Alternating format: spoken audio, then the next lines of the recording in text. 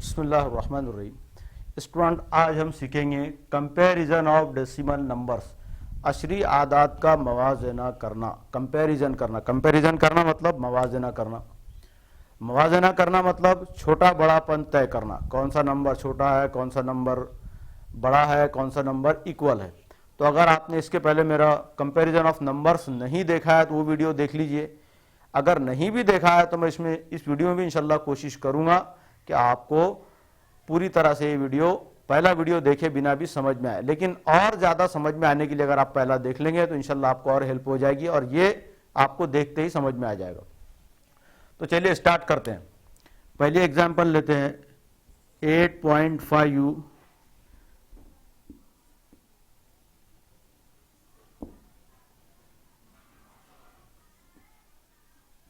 8.05। इसमें कौन सा नंबर बड़ा है? तो लिख लेते हैं 8.5 और लिख लेते हैं 8.05। और इसके लिए आपको याद होना चाहिए कि यह है आपका ग्रेटर देन, लेस देन का सिंबल, ग्रेटर देन का सिंबल, से बड़ा, से छोटा, से बड़ा और एक इक्वल टू। तो ये तीनों में से कोई एक लगाना है। तो अब देखिए हम इस पढ़ते हुए चलेंगे। देखिए अब कंपेयर करते हुए चलना है हमको। तो कंपेयर कैसे करेंगे? हम डिजिट बाय डिजिट कंपेयर करेंगे। तो सबसे पहले काउंट कर लीजिए। हाँ, अशरी आदाद के अंदर आप डिजिट काउंट करने पर अंदाजा नहीं लगा सकते। जैसे इसके अंदर देखिए 8.5 है और यहां पर 8.05 है, तो डिजिट तो इसमें ज्यादा है। तो अब आप बोलेंगे कि सर जैसे डिजिट हम काउंट करते थे इंटीजर्स में, जैसे हमने पहले लेक्चर में देखा था, तो उसके अंदर आप बोलेंगे कि सर ये नंबर बड़ा है, ये नंबर छोटा है। यहां पर आप कंपेयर करते चलिए वरना आप कंफ्यूज हो जाएंगे। देखिए अब कैसे 8.5, तो 8 यहां भी है, 8 यहां भी है, एक एक डिजिट है पॉइंट से पहले। पॉइंट के बाद में देखिए कौन सा नंबर है 5 और यहां पर कौन सा है 0। 5 बड़ा है, 0 छोटा है। 8 पर तो कंपेयर नहीं हो पा रहा था, तो 5 बड़ा है यहां पर, 0 छोटा है, मतलब ये नंबर बड़ा है। 8.5 ग्रेटर देन 8.05। तो डेसिमल नंबर्स में याद रखिए आप डिजिट बाय डिजिट पूरी तरह से चलिए, अदरवाइज आपका आंसर रॉन्ग हो जाएगा। सेकंड एग्जांपल ले लेते हैं। इसको हम यहां पर एक इसी में एग्जांपल कंसीडर कर लेते हैं। यहां पर ले लेते हैं 18, इसको अलग लिख लेते हैं। चलिए 18.5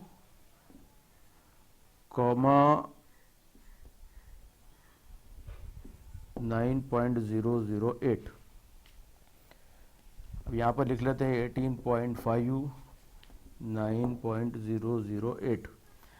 अब देखिए यहां पर इसमें तो बहुत आसान है। कैसे आसान है? देखिए यहां पर ये यहां पर 1 है और यहां पर तो इसके 0 है, तो ये 1 बड़ा है, 0 छोटा है। तो आगे चेक करने की अब जरूरत ही नहीं है क्योंकि ये 18 है और ये 9 पॉइंट है। 18.5 तो 9 यहां पर ही पता चल जा रहा है वैसे तो, लेकिन फिर भी कैलकुलेशन के लिए कि भाई ये इस कॉलम का जो यहां पर कॉलम होगा तो यहां पर अगर कुछ नहीं है तो 0 है, तो 1 ग्रेटर देन 0 या कुछ नहीं है तो 0 ही कंसीडर होता है।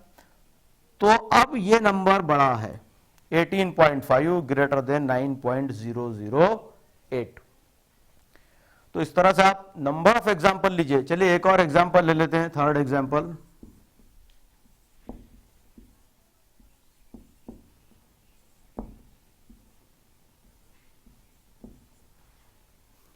तो 0.0035 0.0034।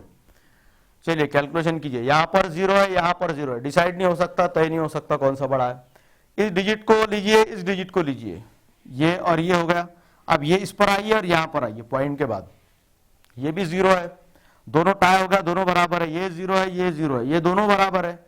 यहां पर 3 है, यहां पर 3 है, ये भी दोनों बराबर है। तो अभी तक का हमारा सारा नंबर टाई चल रहा, बराबर चल रहा। अब देखिए ये डिजिट 5 है और ये डिजिट 4 है, तो अब यहां पर सिंबल आएगा आपका इस तरह का ग्रेटर का।